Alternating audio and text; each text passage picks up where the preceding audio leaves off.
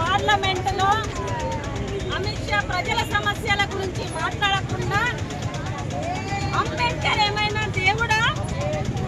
ఈరోజు ప్రతి ఒక్క విషయానికి అంబేద్కర్ అంబేద్కర్ అనడానికి ఆయన దేవుడా, ఆయన ఒక మనిషే కదా అని చెప్పేసి పార్లమెంట్లో అవమానించడం జరిగింది. అమిత్ షా ఈ రోజు నువ్వు పార్లమెంట్లో రాజకీయం చేస్తున్నావంటే భారత రాజ్యాంగం ఉన్నది కాబట్టి నువ్వు రాజకీయం చేస్తున్నావు.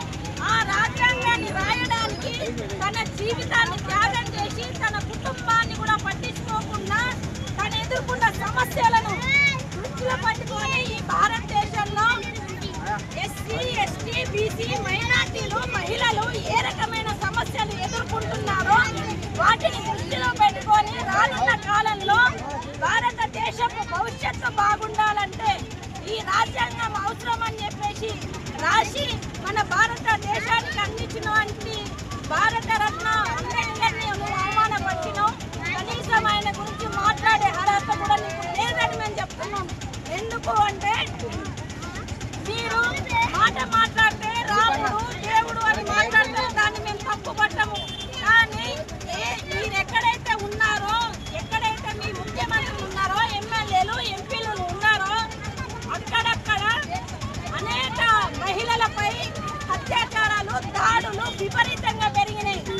ఈరోజు భారతదేశానికి మహిళా రెజ్లర్లు భారత పథకాలకి సాధించి పెట్టినప్పుడేమో మీరు పోయి ఫోటోలు దిగిరు. అదే మహిళలు బీజేపీ ఎంపీ ఎవరైతే లైంగిక వేధింపులకు గురి చేస్తున్నారన్నప్పుడు మీరు మాట్లాడడానికి కూడా మీకు మాటలు రాలేవు. అట్లాగే మణిపూర్లో మహిళలని నగ్నంగా ఊరేగింపు చేస్తే కనీసం మీరు స్పందించలేరు. అదే ఎక్కడైతే మీరు అయోధ్య రామయ్యను నిలిపారో అక్కడ 5 సంవత్సరాల అమ్మాయిని 6 అత్యాచారం చేస్తే గుళ్ళో పంతులతో సహా 6 4 రోజులు రేప్ చేసి గుళ్ళోనే పాతి పడితే కూడా మీరు మాట్లాడలేదు. అట్లాంటి హీనమైన బతుకులు బతుకుతున్నది మీరు. ఈ రోజు అంబేద్కర్ గురించి మాట్లాడే అర్హత మీకు లేదు. అంబేద్కర్ గురించి కానీ భారత రాజ్యాంగాన్ని జోలికి కానీ వస్తే ఖబర్దార్ మీ సంగతి ఏంటో తేలుస్తాం. ఇప్పటి వరకు మహిళలు కదలలేరు, ఇప్పుడు కదులుతారు. మీ సంగతి ఏంటో తేలుస్తారు.